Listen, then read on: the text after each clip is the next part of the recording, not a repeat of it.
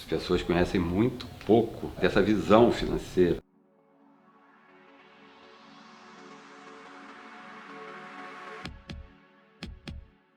Uma pesquisa revela que cerca de 11 milhões de famílias fizeram alguma dívida no ano passado. É o maior índice de endividamento da história. 7 em cada 10 famílias brasileiras se endividaram durante a pandemia de Covid-19. Com uma porcentagem altíssima de quase 78% da população endividada, isso nos leva a pensar: por que se formam tantas dívidas no Brasil?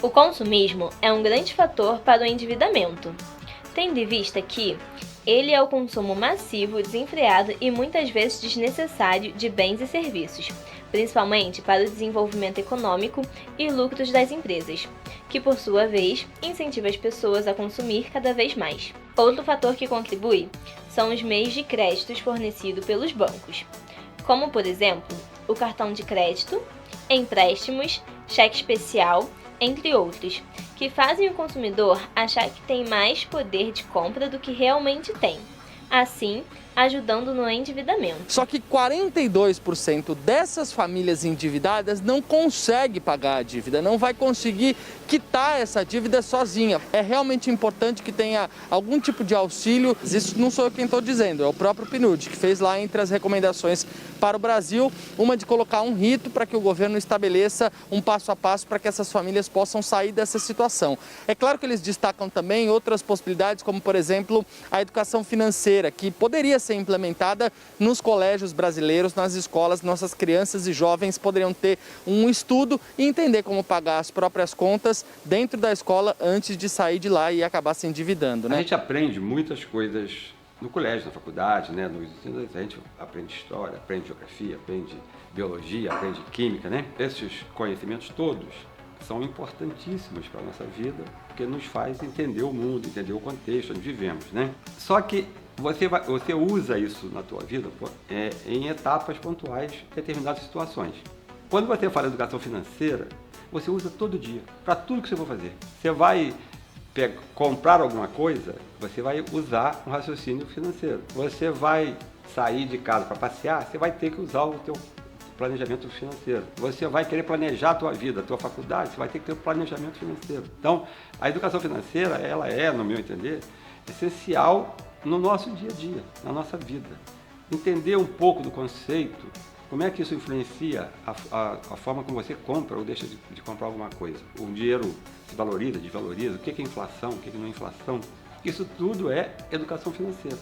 Educação financeira é o processo em que um indivíduo busca obter conhecimento para lidar com o dinheiro da forma mais consciente e inteligente. A intenção é que o aprendizado seja convertido em práticas que levem ao melhor uso do dinheiro.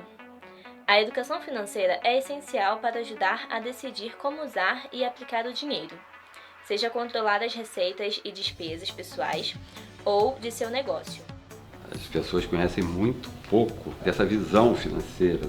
Tem o básico de juros, de entender o financiamento, uma compra a prazo, né? Até o teu investimento. Como é que eu vou investir um dinheiro? Eu acredito que o melhor momento é o quanto antes, né? Então, quando a gente fala de investimento, a gente está falando sobre juros compostos, muitas vezes. Então, é o dinheiro rendendo mais dinheiro dia a dia. E, nesse sentido, o tempo é o fator mais predominante nessa questão de investimentos. Mais predominante até do que a rentabilidade, do que o capital, né, do que o dinheiro que a pessoa tem para investir, é justamente o tempo. Quanto antes começar, melhor. Quanto antes começar, menos dinheiro você vai ter que colocar ali todo mês para você conseguir chegar lá na frente, daqui a décadas, com um montante que você acha interessante ali para viver, para alcançar a independência financeira. Mas eu acho que a minha principal dica seria organização. Os juros compostos ele trabalha com base em um montante e o fator tempo. E por que a organização é importante nisso? Quando você organiza suas finanças pessoais, sabe o quanto você recebe, quais são as contas que você tem que pagar, você vai ter uma noção de quanto dinheiro você consegue juntar por mês. E isso é muito importante, essa parte de poupar, porque a parte de poupar, você vai aumentando o montante nessa fórmula de juros compostos.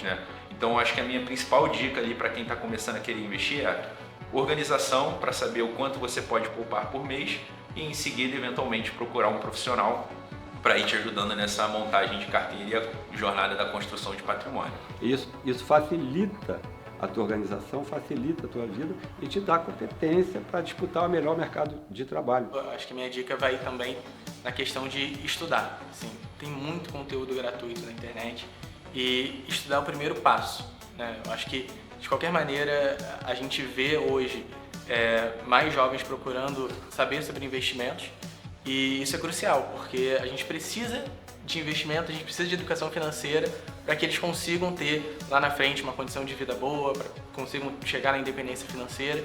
Desde jovem, eu acho que a gente tem que aprender isso, não é lá na faculdade, a gente começar a aprender no ensino fundamental, no ensino médio, começar a ver as bases, né? Para depois, quando você queira se aprofundar, e ter na faculdade uma formação específica. Procurar estudar, conhecer, de certa forma, ali as características dos investimentos, os principais, os mais básicos, e começar, assim. Acho que você não vai aprender tudo para depois começar, mas você precisa começar de alguma maneira, e depois de ter esse conhecimento, com a ajuda de um profissional, é o melhor momento para começar a investir. A educação financeira faz parte desse complexo educacional que você precisa ter para formar a tua vida. Então, quando você consegue ter um conhecimento financeiro, né, bom, você já coloca na tua capacidade, nas tuas competências, né, algo que normalmente boa parte da população não tem. Então isso vai te elevar. Então se você colocar isso para toda a população, você vai fazer com que a população toda compreenda melhor, né, o valor do dinheiro, o valor da forma como você tem que agir, né, no teu orçamento pessoal. O que precisa saber basicamente de educação financeira é fração percentual, como é que você equivale essas coisas. A gente conhece muito pouco do que equivale juros. Os juros de 6%, de 10% ao ano já é caro em algumas situações. Ao mês é um absurdo. E a gente paga em cartão de crédito 15% ao mês e acha que está tudo certo. Entender essas pequenas coisas, de quanto uma mercadoria vale e como é que você pode pagá-la, quanto está de juros ali dentro. Eu acho que não, ainda não. Constituída, formal, bem delineada nos próprios currículos escolares, desde o ensino fundamental, médio, né? Na própria faculdade a gente tem dificuldade com isso. Em resumo, a educação financeira é um meio que pode ajudar tanto a desigualdade social quanto a economia no Brasil. Também é um modo de fazer que o futuro dos jovens do nosso país seja melhor. Apesar de ser uma ótima solução apontada por vários especialistas, o nosso país não tem uma educação financeira bem estruturada e implementada nas escolas brasileiras, dificultando o acesso para a população que mais necessita.